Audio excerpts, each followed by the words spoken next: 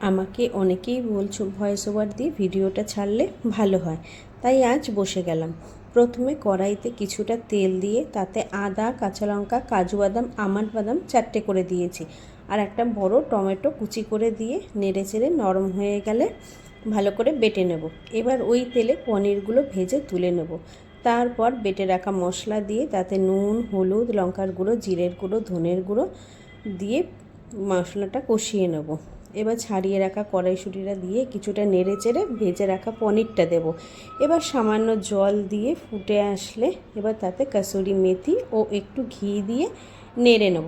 নামানোর আগে ধনেপাতা দিয়ে পরিবেশন করব মটর পনির রেসিপি। তোমাদের কীরকম লাগলো আমাকে কমেন্ট করে জানিও। এটা আমার প্রথম ভয়েস ওভার দিলাম, কেমন কি লাগছে সেটা অবশ্যই তোমরা আমাকে জানিও। Tata, bye bye. ভালো লাগলে একটা লাইক আর শেয়ার আর কমেন্ট করে দিও।